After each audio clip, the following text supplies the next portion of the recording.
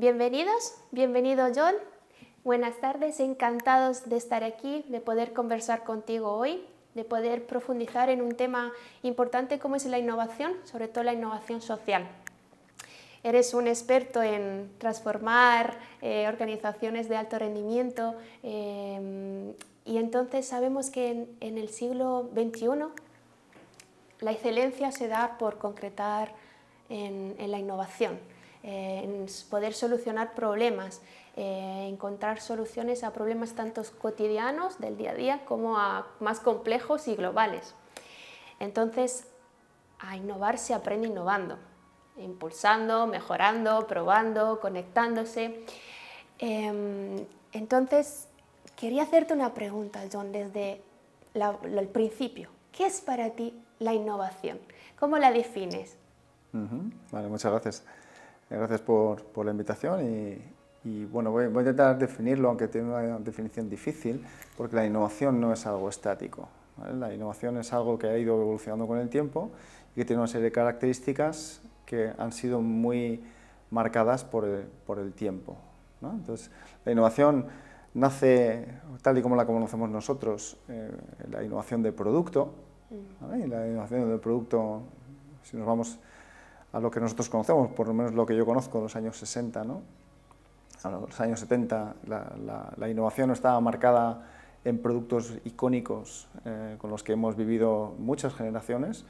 Tenemos los tambores de Ariel, tenemos las pipas Facundo, ¿no? Tenemos los bolis Bic, es decir, que todo el mundo reconoce ese tipo de productos que venían de una innovación muy marcada en el producto, ¿vale? Entonces, para hacer innovación, la innovación se centraba básicamente en una innovación muy individualista, muy de lobo solitario, y entonces hacer innovación era muy rentable si tenías dos cosas. Una, si tenías una idea buena, y otro, si tenías dinero, ¿no? El problema es que ideas seguramente había muchas, pero dinero había poco, ¿no? Entonces las empresas icónicas fueron icónicas porque tuvieron una idea, tuvieron dinero y pudieron producirlo en masa, ¿vale? Y digamos que esa es la primera etapa de la innovación.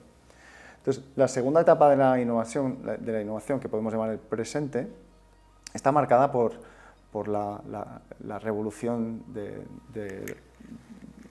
la digitalización, ¿vale? Entonces, las empresas empiezan el mundo digital empieza a nacer, y ese mundo digital lo que hace es que la tecnología empieza a marcar el paso, ¿no? Y la tecnología lo que hace va cambiando el mundo a una velocidad de vértigo. La capacidad de procesamiento de los procesadores se duplica a los 13 meses, entre 13 y 15 meses. Yo recuerdo cuando era pequeño que te comprabas un Pentium y de repente te decían, no, es que ha salido el Pentium 2 y era todo como muy rápido, ¿no? Se quedaban obsoletos, y eso lo que ha hecho ha sido realmente cambiar el mundo. Entonces, la innovación ha ido montada encima de la tecnología, ¿vale? Entonces vemos cómo la innovación ha ido cambiando, ha habido también una innovación una evolución en la innovación, ¿verdad? Y John, ¿cuál ha sido el mayor reto de la innovación? ¿Qué podemos aprender de esos retos que hemos visto durante estos años, por ejemplo? Retos, ¿a qué te refieres con retos? Retos, ¿qué es lo que más nos ha costado para innovar, ¿no? Es más de la innovación de producto, un cambio de mentalidad. ¿Cuáles han sido los mayores retos para hacer frente a los cambios que están en el día a día? Totalmente, es un cambio de mentalidad, es un cambio de paradigma, la dificultad de cambiar el paradigma, porque seguimos, si tú preguntas a la gente en general, oye, ¿tú cómo entiendes la innovación? Yo creo que la gran mayoría de las personas irán a la innovación de producto. ¿Vale? Oye, vamos a innovar, pues a ver qué producto puedo sacar en el mercado que me vaya bien, ¿no? Entonces, ese es todavía el paradigma que prevalece en muchas empresas. Y el reto está precisamente de decir, no, la innovación ya no está en el producto, la innovación está en la tecnología, y la innovación está en los sistemas de gestión y también en el tipo de organización que tú puedes diseñar, ¿no? Entonces, la innovación ha trascendido a elementos tan vitales para una organización como la estructura o como el sistema de gestión. Claro, estamos en un mundo, ¿no?, de cambio, tenemos que ser rápidos, flexibles, gestionar el conocimiento y también la forma de organizarse, ¿no? Las rutinas organizativas están cambiando. Te quería preguntar sobre cómo ves la innovación en el tercer sector social, o sea, cómo las entidades sociales que trabajan sobre todo con personas, ¿cómo ves en este sector la innovación? ¿Cómo podrían ellos, pueden innovar? ¿Crees que pues, son capaces de innovar? ¿O es un reto muy difícil de cara al futuro, por ejemplo? No, por supuesto que pueden innovar. Aquí yo lo que planteo, o por lo menos el planteamiento que yo hago al tercer sector, es exactamente el mismo de las organizaciones. Es decir, se encuentran en una situación exactamente igual, con la particularidad de que el tercer sector está muy atomizado. Es decir, hay pequeñas actividades que son casi como mini empresas, ¿no?, repartidas por el territorio, y el gran problema que tienen, y esto es aparte de innovación, es la desconexión que tienen entre ellas, ¿no? Entonces, la innovación tiene que venir por la conectividad, por el compartir y por la interacción, ¿vale? Y esto viene del mundo del agilismo y se sabe perfectamente que cuanto más interactúas, mejor te va. No voy a decirte ganas más dinero porque no es el objetivo en este caso, ¿no? Pero mejor servicio das a los individuos. Entonces, la innovación tiene que venir por la conexión y por la concentración de ese conocimiento y compartir el conocimiento. ¿Y nos podrías dar alguna herramienta así práctica? ¿Cómo podríamos empezar a innovar, por ejemplo? ¿Qué podríamos hacer mañana si queremos innovar en nuestra entidad? Pues hoy afortunadamente, pues la tecnología también nos ofrece herramientas colaborativas de todo tipo, ¿no? Tenemos herramientas colaborativas de bases de datos, tenemos colaborativas de CRMs, tenemos colaborativas de conexión por videoconferencia, tenemos todo lo que es el concepto de la nube, ¿no? Es decir, tenemos capacidad de almacenaje ilimitado prácticamente. Entonces, la tecnología de la información pues, es una gran innovación. Y yo creo que en el tercer sector, creo que es el paso número uno por el que tiene que empezar. ¿Y crees que, sí, claro, en el tercer sector, las asociaciones, fundaciones, organizaciones sociales tienen como foco principal el servicio a las personas? ¿Crees que si pasamos la digitalización, el proceso digital, el paquete digital, eso dejará de lado a atender las personas con la cercanía que estamos haciendo hasta ahora? ¿O crees que puede compensar el servicio que estamos aportando? No, yo creo que es independiente. Es decir, al final el servicio humano tiene que ser físico. Es decir, eso a no ser que compremos robots, ¿no? Diseñemos robots que puedan hacer el trabajo, que también es posible que ocurra, ¿no? Pero el contacto humano siempre existirá. Lo que pasa es que lo que se puede mejorar es el servicio en sí, ¿no? Sencillamente por lo que decía antes, si tú generas una red de organizaciones sociales que están hiperconectadas entre ellas, en las que van compartiendo problemáticas, soluciones o innovaciones, ¿no? Una innovación que pueda funcionar en un sitio se comparte y otras se pueden aprovechar, ¿no? Cogemos una velocidad muy grande, ¿no? Entonces, al final, lo que mejoraría es el servicio a la persona, gracias a la tecnología. Así es como lo veo yo. Entonces, ¿cómo ves la innovación social en el futuro? Porque hemos visto que la innovación en el pasado era relacionada al futuro. ¿Y cómo ves la innovación social futura? ¿Qué tenemos que hacer para estar al paso, para poder liderar con este entorno muy incierto, muy rápido y también muy flexible? Bueno, si queremos liderar, tenemos que hacernos muy fuertes, es decir, y para eso hay que conectarse, y vuelvo a lo mismo.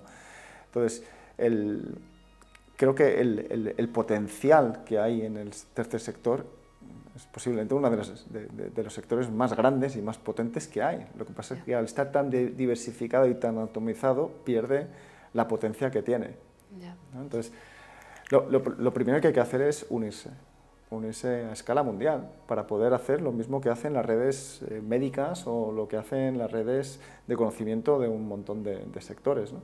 Entonces, aprovechemos eso, y eso es lo que tiene que hacer, y si lo quiere, y es muy importante el tercer sector, porque hay grandes espacios sociales, ciudades, regiones, que están amenazadas por una destrucción del modelo socioeconómico, ¿no? Entonces, realmente hay que prevenir este tipo de cosas y creo que el tercer sector debería estar innovando más que nadie, debería estar preparado por si esto ocurre, que creo que va a ocurrir, sinceramente.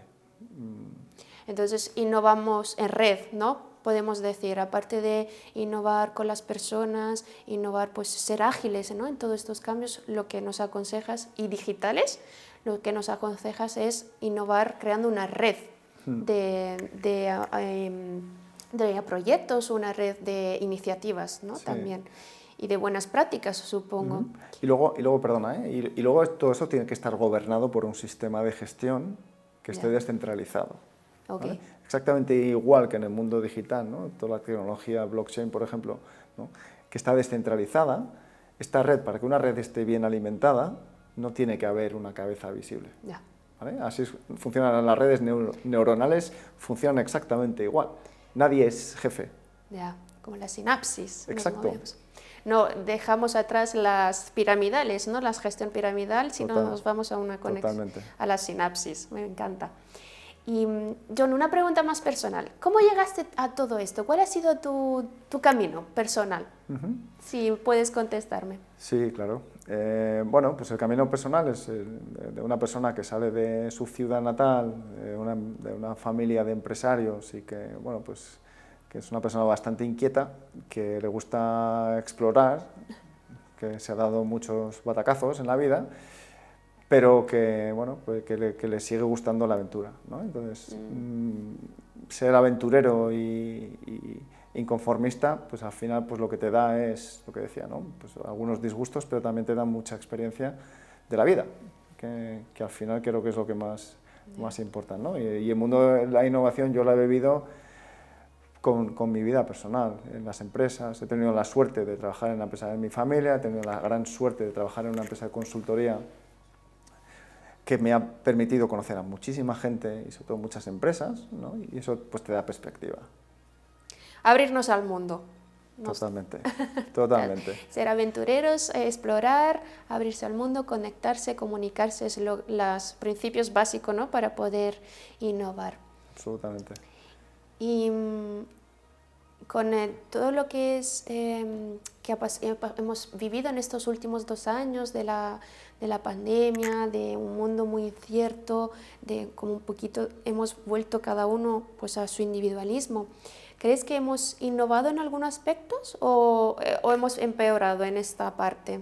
¿Nos ha servido de algo estos 2 años también de mucha incertidumbre, difíciles? ¿Crees que ha habido alguna innovación allí que podamos rescatar y seguir con ella? Yo creo que desde el punto personal, yo creo que sí que hemos perdido cosas. Yeah. ¿Vale? Yo personalmente creo que hemos perdido bastantes cosas que espero que vuelvan. Otras las habremos perdido para siempre, pero desde el punto de vista personal, al final somos seres sociales, nos guste o no nos guste, y no somos lobos solitarios, somos seres sociales. Pero desde el punto de vista profesional, por lo menos en mi experiencia, yo si no hubiera trabajado, si no me hubiera entrado en pandemia, la situación nuestra en mi empresa, por lo menos en los clientes que yo tenía, que trabajaba en empresas fundamentalmente industriales, yo me quedé sin trabajo. Yeah. ¿Vale? Me quedé sin trabajo, como muchísima gente, me quedé sin trabajo. Pero el hecho de no poder ingresar me hizo aprender a utilizar herramientas colaborativas, como por ejemplo Teams, ¿no? O sea, yo tenía Teams por ahí en Microsoft, lo tienes, ¿no? Pero no sabes utilizarlo. Y al final dentro de la empresa hubo una iniciativa de montar cursos de cómo funciona Teams, ¿no? Y sin ser un experto, porque no lo era, pues ofrecimos ese servicio de vamos a enseñar a la gente cómo funcionar en Teams, porque la gente está en Teams. Yeah. ¿No? Entonces, fue una pequeña innovación que eso, con el tiempo, y además es que las historias al final siempre tienen una secuencia, ¿no? Que les encadena, hoy, gracias a Teams, yo puedo estar transformando una empresa muy, muy grande, de 1.400 trabajadores, desde la habitación de mi hija en Burgos, ¿no? Y esto es gracias a la pandemia. Yo esto lo relaciono a eso. Es decir, si no hubiera tenido pandemia, hoy no estaría haciendo esto, seguro. Con lo cual, depende de cómo lo mires, ¿no? Hemos perdido, pero en otras hemos tenido que evolucionar en ello. Y así también, otra pregunta también, profundizando un poco en la innovación, ¿no? Que estamos hoy, pero tú no eres solo experto de innovación, sino eres experto también en metodologías como Agile o metodologías ágiles. ¿Nos puedes comentar algo sobre ellas? Porque la innovación también requiere de ser ágiles, también, pero la agilidad de ser sostenibles a largo plazo. ¿Nos puedes comentar algo sobre estas metodologías, John? Sí. Bueno, primero, experto no soy. Y además es que hace poco me he leído un libro muy interesante que es de un señor que se llama Austin Kleon, que es muy interesante, que se llama Show Your Work.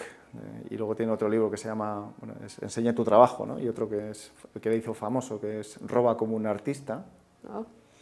Es muy interesante y dice que el mundo cambia tan rápido que todos nos convertimos en amateurs. Es decir, que el conocimiento ya no sirve como antes. El conocimiento ya se consume por fascículos pequeños, ¿vale? El conocimiento del pasado, los expertos están obsoletos, ¿vale? Y me gustó mucho, entonces meto esta coletilla. Entonces, en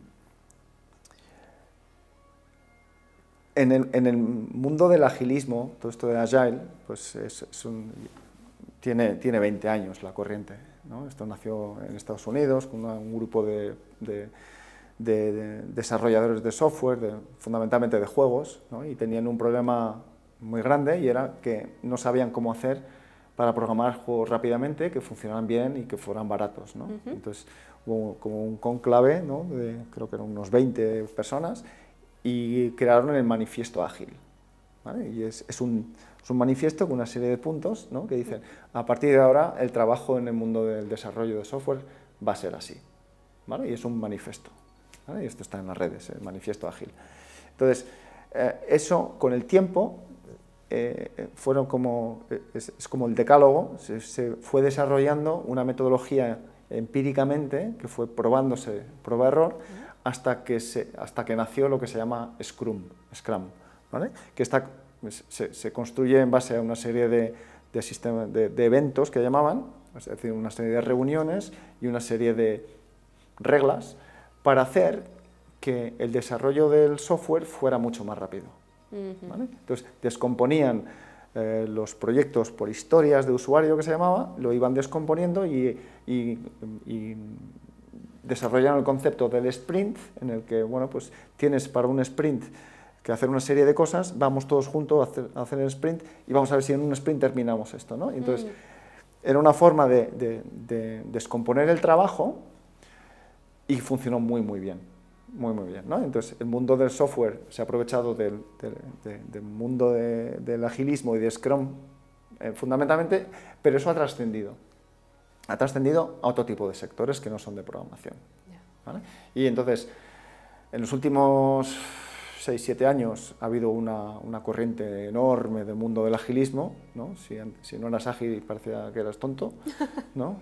Igual que hace muchos años, si no eras coach eras tonto también, pero entonces, y el agilismo se expandió por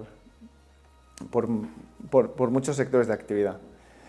Y nosotros, yo lo que he entendido del agilismo, lo que nosotros utilizamos en el agilismo es para la gestión de tareas, no para la gestión de proyectos, ¿no? Y entonces, con eso lo que hacemos es cambiamos la cultura de una empresa utilizando, además del agilismo, otro tipo de modelos de transformación. Pero el agilismo es lo que te permite realmente cambiar muy rápidamente una empresa, una cultura o una organización. Claro, si no somos ágiles tampoco podemos sobrevivir, ¿no? en esta sociedad tan cambiante, tan rápida también. Pues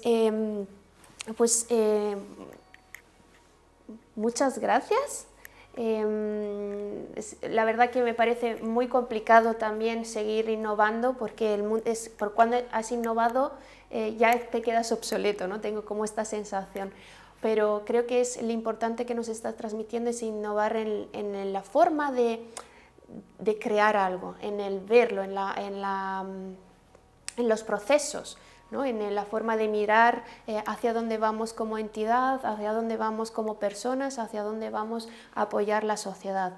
Así que es en ese cambio de mentalidad donde creo que estás haciendo hincapié y creo que hay herramientas que nos ayudan en eso, sobre todo, pues, como has dicho, la digitalización, la tecnología, son un apoyo a poder ofrecer un servicio más cálido cercano y de calidad también.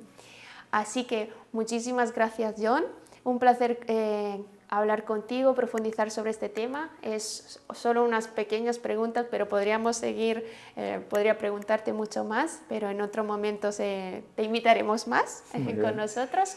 Así que muchísimas gracias por estar aquí, por conversar, por transmitir tu experiencia y tu conocimiento de experto, aunque no te guste la palabra, y te agradezco muchísimo. Mil gracias por la invitación y ha sido un placer. A ti. Muy bien.